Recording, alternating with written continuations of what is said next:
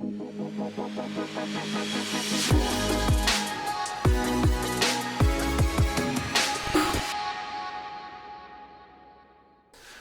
back to Lou Raven Real Estate. Today we're talking about the BRRRR Method, which is the most powerful way that you can build wealth through real estate investing. BRRRR is an acronym that explains a simple process. It stands for buy, rehab, rent, refinance, and repeat. Now I've already made a few other videos that explain the beginning steps in the process. If you haven't watched those yet, pause this video, hop back to the channel, and make sure you check those out. Today we're talking about the second R, which is rent. The rent that you get for the property is going to be the single biggest driver of the financial portion of this model. You need to make sure that the numbers make sense or you shouldn't be buying the property in the first place.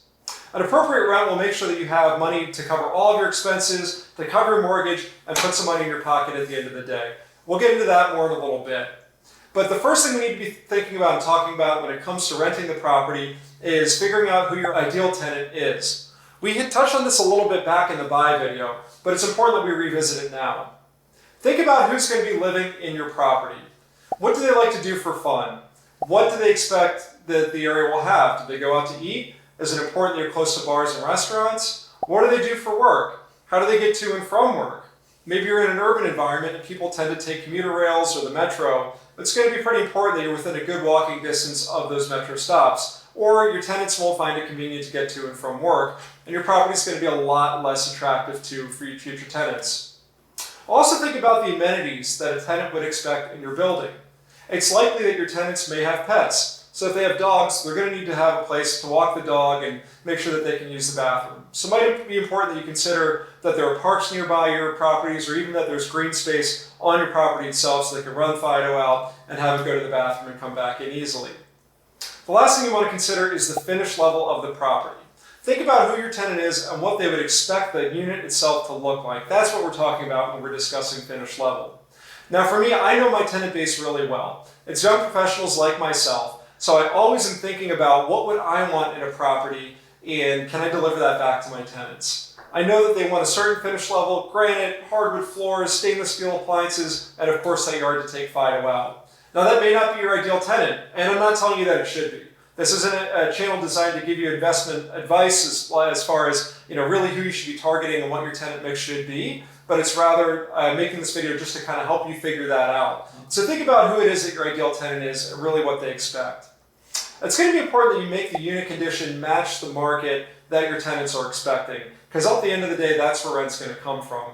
People will pay a little bit more for a unit that's a little bit nicer, but you also want to make sure that you don't over-improve it and you don't make a unit that's too nice for the area and that you're not going to get the appropriate rent back to make all the renovation costs worth it. It's important that you consider important metrics like cash flow when you're looking at rent.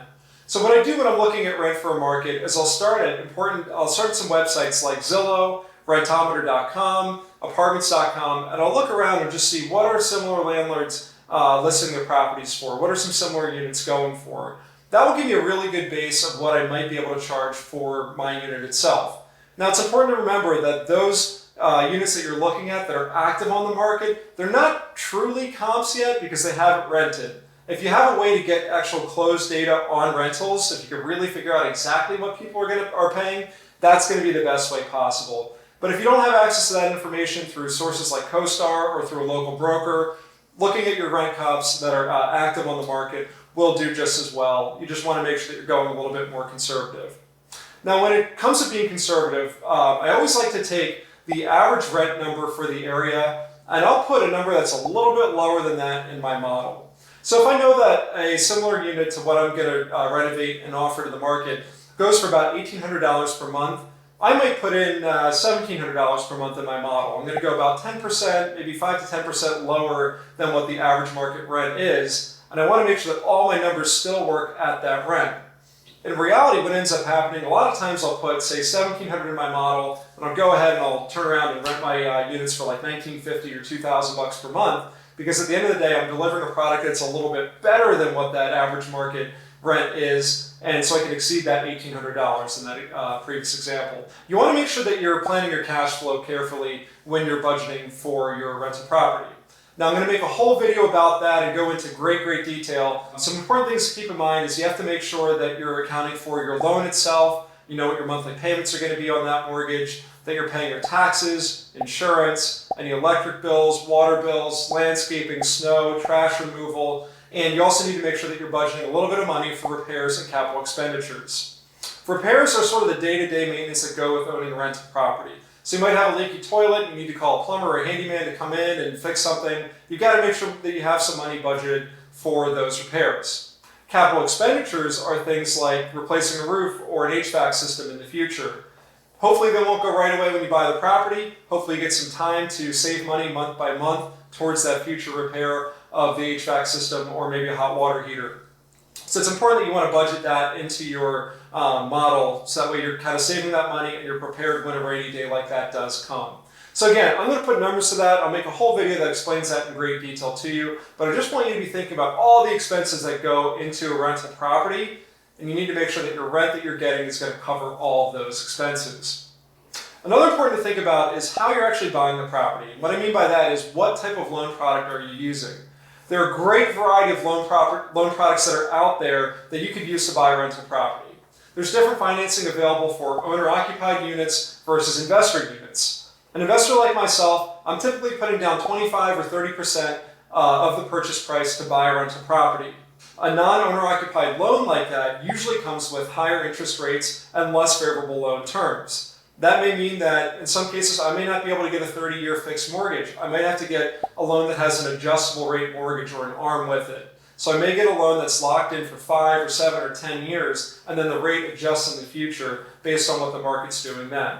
It's best to be able to buy with an owner-occupied loan if you can. So if you're able to buy and move into one of the units, you definitely should. There are a couple advantages there. One, of course, is lower interest rates like I just mentioned. And with that, you're more likely to be able to get a fixed rate loan product. Right now, we're in 2022 and loan rates are still at a historic low. So it's important that you can lock in low rates with long-term debt if possible. That way you know that you're going to have one consistent monthly payment from now until the end of that loan term. Another advantage of buying with an owner-occupied loan is you can use some low down payment options. You can buy a property with as little down as 3.5% if you do an FHA loan. There are also some conventional loan products that exist with 5 or 10% down payments.